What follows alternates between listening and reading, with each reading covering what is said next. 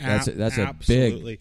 And that's the thing is, posting a video like this isn't posted to try to stir the pot even Not at more. all. It's not. It is, and it's not to take away from the number one thing in our minds, and after that, which is the welfare of Crystal, making sure she is okay. Right. In a situation like that.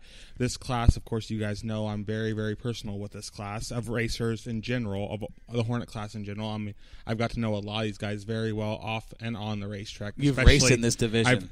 I've raced that car. Yeah. Not just in this division. I have raced that car that was wrecked. That was wrecked in the that she was driving that day. In the same situation as I've got to know these guys very, very well. On and off the track because of the Hornet Challenge, because of stuff like that. I get to talk to these guys all year long.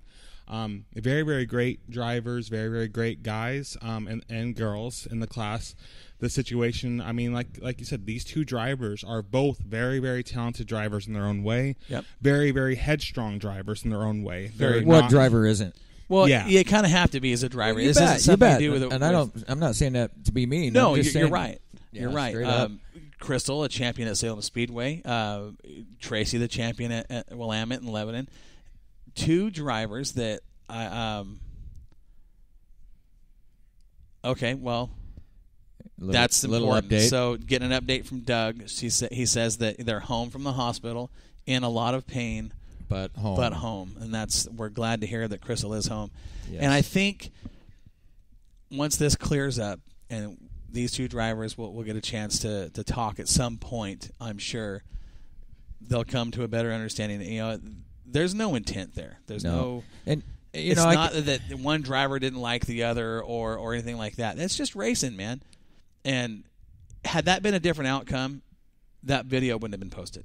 Yeah. You know, out of respect for Crystal, had she been hurt any worse. Right. You know, but I think once we heard that she was okay and she was, going to be all right. Going to be okay. Then we obtained permission from... The one thing I want to push on this, especially this division, especially after seeing a wreck like this and seeing what can happen even in the Hornet division. Absolutely. She was the only driver there with a head and neck restraint system racing that night. The only driver. Well, that's kind of ironic because we talked about it on the week previous show. We did. And we talked a lot about it. And I for one, am in total support of having some sort of tech out there.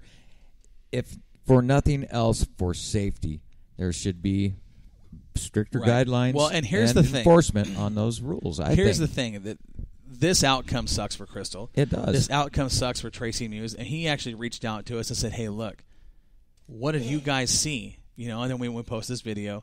I said, "Tracy, you didn't do anything wrong. You didn't do anything any other racer in that position wouldn't have done. Holding your line, racing hard.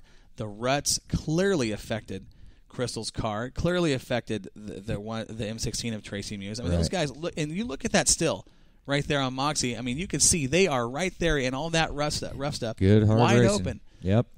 Those aren't big race tires. And there was general worry from Tracy that night. I talked to him true during the red concern. flag. Well, I will tell you. I talked to him after before the races were over. I talked to him behind the grandstands. He had his car loaded up. He was headed out. Yes. And he felt, I got to say this, he felt terrible. Right. He was even questioning himself. Did I cause that? And I said, no, man, I didn't see it that way. And I tried to comfort him. But I'll tell you what, this whole week, Tracy has been tore up. He has. He feels terrible that a fellow racer got hurt. And I think all four of us have talked to Tracy about this incident because, Tracy reached out to Moxie and was like, guys, what did you see? Mm-hmm. If you can get video, I would like to see video. I want to see what happened. This was Monday night. He was still reliving it. Right. I could tell from his voice he hadn't been sleeping. It really affected him. Yeah, it did. It affected. Well, here's the thing, too. As it would just about anybody out there. But here's the thing. Not to You're right. It affected a lot of us. It affected me. It affected Jeremy as a flagman, as announcers, and it affected Joel as part of Extreme Fire and Rescue. And we're going to talk about that. But here's the thing. When we say that the Muse family reached out to find out what was going on, to find out updates on Crystal, to figure out what we saw, if there was video, not only did Tracy reach out to us, his wife actually stopped in the jet stream, and she was in tears, saying this is a horrible situation for both drivers. There's been fans that have said negative things toward the one car and the M16, which is totally out of line. if you're a race fan and you've been around the game very long, you can clearly see this is not something that was done on purpose. Okay, that kind of negativity, there's nobody needs that. Okay, especially in our tight racing community that we have here in the Northwest. There are a lot of things that come out of this that, number one, are good. Yes. Okay. And a lot of, with all as bad as this is, and it really is a bad situation, there's a lot of good that came out of it for Extreme Fire and Rescue. Okay, for that class, that entire class, that will show you don't have to be going 120 miles an hour in a late model and hit the wall to get hurt. Well, let's look at this here, Corey. Lap speeds for the Hornet race. Mm-hmm. Fastest lap turned in was by Tracy Muse. 60 miles an hour. Not even 60 miles an hour. Right under 60 miles an hour. Right. 57, 56. And you got to remember, guys, we're doing this on a 1/3 mile paperclip. Right, and those guys are on tires that are not designed for racing. You know, those tires are, 6 inches wide, 7 at best? That. Yeah. I mean,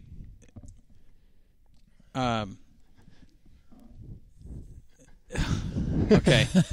Sorry. Maybe we've gone on enough Well, about this. The point's been making. You know, it was good, hard racing. Nobody's to blame.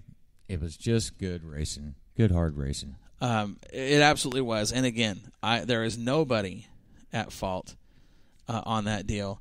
And I would love to see these two drivers get together, hash it out, and come to an understanding that they can get on the same track together, right, and not have to worry about something Absolutely. like this. Right. We learned that those race cars need a little more safety in them.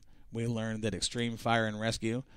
I've said this a million times. I'm probably going to say it a million more. People are getting sick of hearing me talk about it. I do the same thing. Thank God we have you guys at the racetrack when something like this happens. Yep. You guys, your response time was incredible, to say unbelievable. The least. I think and all 4 trucks were rolling before the cars stopped moving.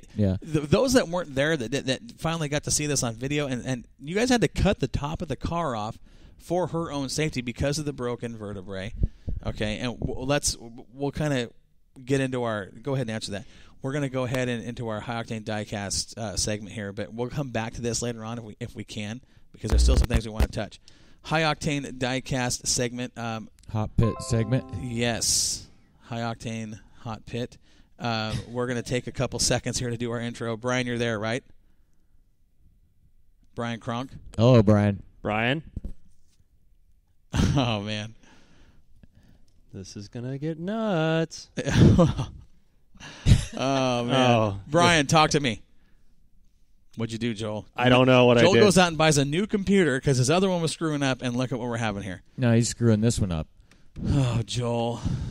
I love you, buddy. He's already beaten on it. You see that? He is. He just hit it twice. So we're going to do this again. Brian, are you there?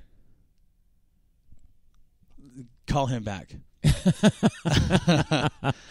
We'll get him on there. But the high octane. Well, we're getting him on there. Why don't we? You want to close that out, or you want to come back to it? I think we'll kind of come back to that because the hot pit is something that we're going to have some fun with tonight, and we're just going to talk about racing with Brian Kronk and the hot pit segment. This one I think is going to be a little more mild than we'd actually like. Yeah. But that's it's all about personalities. But I think Brian's got some things he wants to talk about, and now Joel's having a hard time with his phone. He's supposed to be good with technology.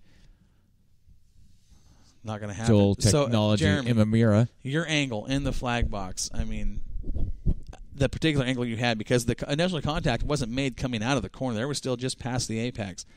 What did you actually see from your vantage point on that wreck with? I did. I saw there was contact in turn 3 and then turn 4. I saw separation. I do agree. I think they were running right through the middle of the ruts. That's when you see a car get loose and another car shoot up the track. And I think it's had to do a lot with the ruts coming out turn 4. I think that had a lot to do with it. Okay. On that note, we'll stop right there before we close out tonight's show, addressing a couple things with that situation. But let's go into our high octane diecast hot pit, and we're going to get Brian Kronk on the segment here in just a couple seconds. He's blocking asking me? That's right. Move the son of a... Yeah, you damn right I got time out there. Oh, that stupid-ass flagman. They got a dumb-ass flagman that can't see. You know, we sat there, the USAC officials yelled yellow. I sat there, and he shut the green light back off. He turned the green light back on, so I got in the tuck position. And he wants to just go back to the pits. Well, and he can kiss my and if I get the chance, he's going to. Jackson, you all right there? I'm all right. Car's tore up. Kick ass tomorrow, man. Yeah, thanks. Brian Kronk, welcome to Northwest Dirt News. I can hear him laughing. The Hot Pit, presented by Octane Diecast. How you doing, buddy? I'm doing good. How you guys doing? We're doing good here in the studio. We're having a good time tonight, and you know, it's the second. It's our third segment of the Hot Pit. Right. And you know, you kind of had a rough night of racing on Saturday night, and we kind of wanted to talk with you and get your thoughts and feelings about how the night went. Yeah, we had some ups, and then definitely ended with a down. But on the bright side, the car has been phenomenal. Actually, I think better. What we did over the winter actually made some big improvements, and I think it's shown so far. Track conditions obviously have not been the greatest, but obviously the precipitation that we've been having here has not been the greatest as well. So your night, Saturday night, I mean, you were bad fast. I mean, there's no doubt how fast that 29 car is. When you were up front, you had, I mean, nearly a half a lap on the second place car when you got snake bit with that left rear. What went through your mind? Well, to be honest with you, as soon as I think the left rear inner bead hit a rut and knocked it off immediately because I could feel it immediately. It wasn't like I don't think I hit debris or anything. Some people were saying that I hit a spring cup off a modified or something, but I don't think that was actually the case because I could feel it right when it went down. And it's happened actually one other time, but usually we don't have to worry about that out here a whole lot, so I've never had like an inner bead lock. But at the time, I knew that the race was taking forever, and we're on lap 13 or 14 or 15 or somewhere in that region. And I was like, shit, this race is probably going to get cut pretty early. So my tire went flat, and we were green. So I was like, well, screw it, and I'm just going to go for it. So I think we noticed a few laps, with the flat tire. Right. And it was all right. And I was like, wow, no one's passing me. I might as well keep going. And then the yellow came out, and I was I waited a few laps to see if there's anything to see over the race viewers as far as, ending the race early or anything like that. And so under yellow, I went around a couple times and didn't hear anything. So all right, screw it. I'm just going to pull in the pits and get a new tire. And I was pretty confident we can go back to the front pretty quick. And then as soon as I pulled in the pits, literally pulled off the racetrack, bam, they're like, okay, 3 laps left. We're going green light checkered. I'm like, oh, man, are you serious? Oh, no. Well, so, cut a 40-lap race to a 25-lap race, which has kind of been too familiar between last year and this year. Late model races keep getting cut, which is unfortunate. And that's kind of why, one of the things we wanted to talk to you about on the Hot Pit tonight, because we see that a lot. We see the lower divisions get their features in, and then the late models, we've seen them get cut a lot over the last year or two, and that's kind of something you and I had talked about a little bit, and one of the reasons we wanted to, something we wanted to bring up on the Hot Pit and get your thoughts and feelings about.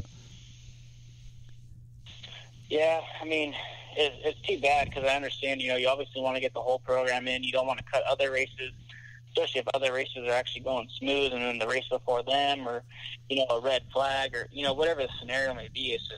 It's tough, I feel like, from a promoter or from a racetrack standpoint to kind of draw the line. But I feel like at the beginning of the night there's probably maybe a way to kind of dice up the evening and figure out what class needs to be done by what time to give a race a certain amount of time to get their laps in.